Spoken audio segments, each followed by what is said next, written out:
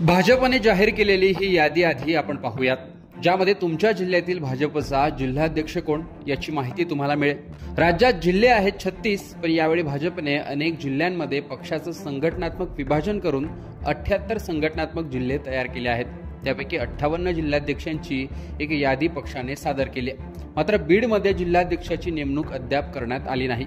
त्यामागे नक्की कारण काय ते जाणून घेण्याआधी 58 नवे जिल्हाध्यक्ष कोण आहेत त्यांची नावं आपण एकदा पाहूयात।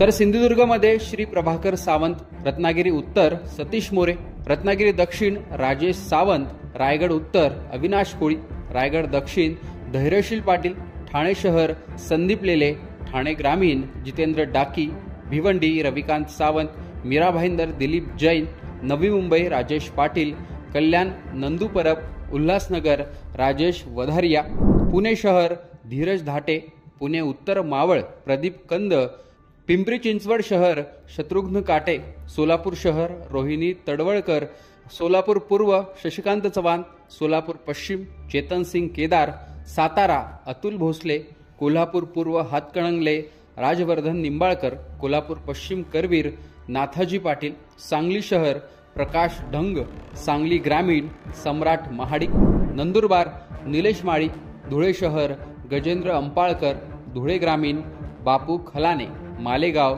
निलेश कचवे, जळगाव शहर दीपक सूर्यवंशी, जळगाव पूर्व चंद्रकांत बाविस्कर, जळगाव पश्चिम राधेश्याम चौधरी, अहिल्यानगर उत्तर नितीन दिनकर, अहिल्यानगर दक्षिण दिलीप भालसिंग, नांदेड महानगर अमर राजूरकर, परभणी महानगर शिवाजी भरोसे, हिंगोली गजानन घुगे, जालना महानगर भास्करराव दानवे, जालना ग्रामीण नारायण कुचे, छत्रपती संभाजीनगर उत्तर सुभाष सिरसाट, छत्रपती संभाजीनगर पश्चिम संजय खंबायते, धाराशिव दत्ता कुलकर्णी, बुलढाणा विजयराज शिंदे, खामगाव सचिन देशमुख, अकोला महानगर जयवंतराव मसने, अकोला ग्रामीण संतोष शिवरकर, वाशिम पुरुषोत्तम चितलांगे, अमरावती शहर नितीन धांडे, अमरावती ग्रामीण रविराज देशमुख, यवतमाळ प्रफुल्ल चव्हाण, पुसद श्रीमती आरती फुफाटे।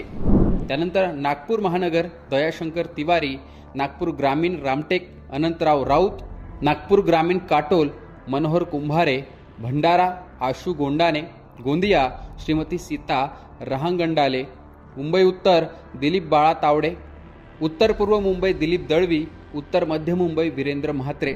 अशा प्रकारे 58 जिल्हाध्यक्षांची नियुक्ती भाजपकडून ही करण्यात आलेली आहे। त्यामुळे भाजपचे इतर जिल्हाध्यक्ष कोण याची देखील चर्चा रंगली आहे।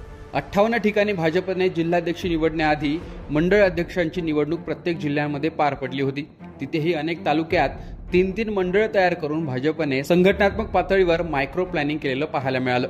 भाजपच्या जिल्हाध्यक्षांच्या या यादीत बीडचं नाव नसल्याने मात्र चर्चा रंगली आहे। याआधी मागच्या वेळी जेव्हा जिल्हाध्यक्षांचे बदल भाजपने केले होते तेव्हा बीडमध्ये बदल केला नव्हता। मात्र ज्यांना कायम त्या पदावर ठेवलं ते राजेंद्र मस्केच विधानसभा निवडणुकीच्या वेळी राष्ट्रवादी काँग्रेसमध्ये गेले।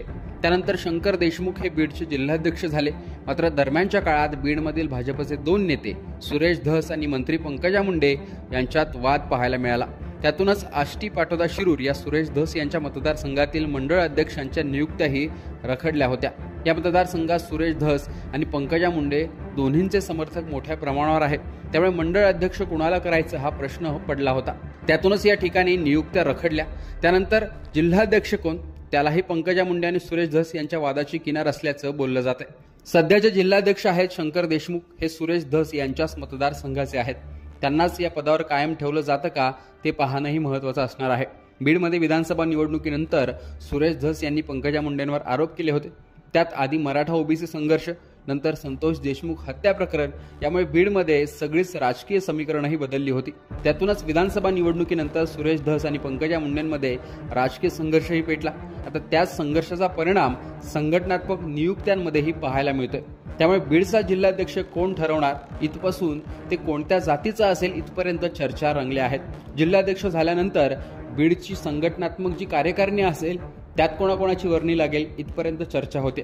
आता एखादं नवीन नाव समोर येतं की तेच अध्यक्ष कायम राहतात ते पाहणंही महत्त्वाचं असणार आहे।